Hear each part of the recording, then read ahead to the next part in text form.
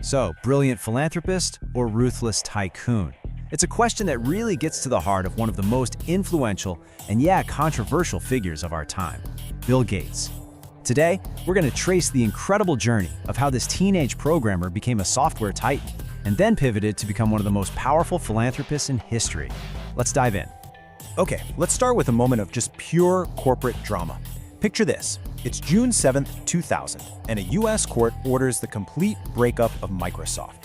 And the judge doesn't just call it a monopoly. No, he compares it to Standard Oil, the legendary titan that was dismantled almost 100 years earlier. This was absolutely seismic. You see, that ruling was the climax of a years-long war against Microsoft and the man who built it. So you have to ask, right? How did a company started by a couple of college dropouts get so powerful that the entire US government wanted to literally break it apart?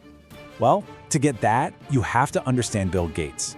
And for that, we've got to go back to the beginning. Our story kicks off in Seattle. A brilliant but famously restless teenager named Bill Gates finds something in his school's math department that would change, well, everything. It was this clunky teletype machine that connected to a mainframe computer. And for Gates, it was basically love at first sight. His obsession with programming had just begun. And this timeline really shows you just how fast everything happened. He and his friend Paul Allen were completely consumed by this one idea. The future wasn't in giant mainframes, it was in these tiny new things called microprocessors. They saw a personal computer revolution on the horizon, and they were so sure of it, they made one of the most legendary bets in tech history. They dropped out of Harvard to go start a company. So how exactly did this tiny startup morph into a digital empire? Well, it all hinges on one of the smartest, most legendary business deals in the history of technology. Okay, here's where the story takes a massive turn. IBM, the absolute behemoth of computing, needs an operating system for its new PC. Microsoft doesn't actually have one, so they go out and buy one for cheap. But here's the genius move. Instead of selling it to IBM, they license it and they keep the rights for themselves. Now, why does that matter? It meant that as other companies started cloning the IBM PC, Microsoft could sell its operating system, MS-DOS, to every single one of them. They didn't just sell a product, they created the industry standard. And this slide right here perfectly illustrates the fundamental clash that defined the future of computing. On one side, you had Apple's walled garden, this beautiful, integrated experience where they controlled everything, the hardware and the software. And on the other, you had Microsoft's open approach. They wanted their software on every single machine, no matter who built the box. And in the end, Microsoft's strategy won on sheer scale, putting a PC on pretty much every desk in the world. And they cemented that dominance with Windows. Now, the early versions? Kind of clunky, to be honest. But then Windows 3.0 came out and it was a phenomenon. You pair that with the Microsoft Office suite, Word, Excel, PowerPoint, and suddenly you've created a world where Microsoft software wasn't just an option, it was the default for basically all business and home computing. But that kind of dominance came with a much darker side, a reputation for being, well, a bully.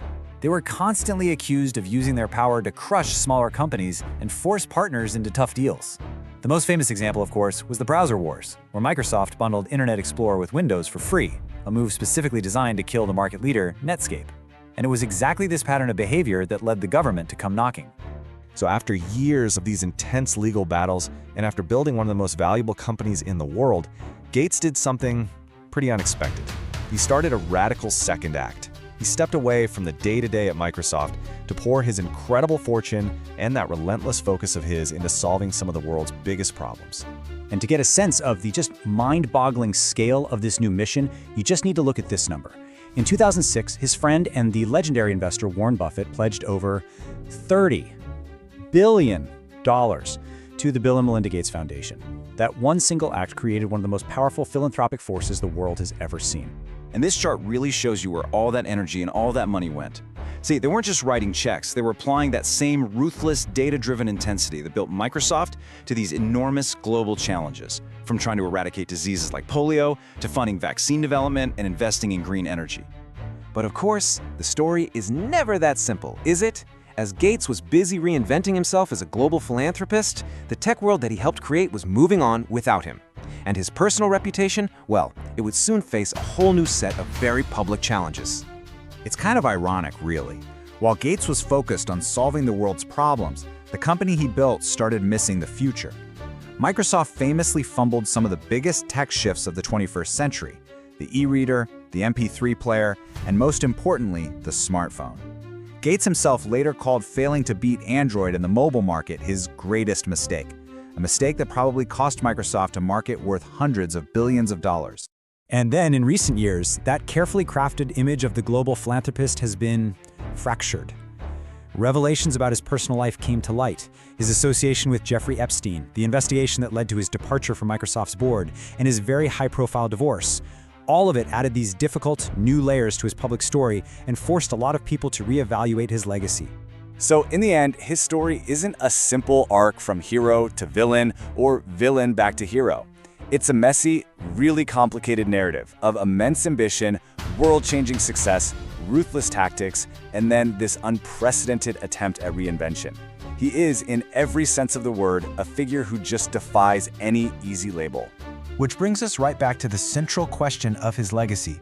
Is he the innovator who put a computer on every desk and then used that wealth to save millions of lives? Or is he the ruthless monopolist who bent every single rule to win?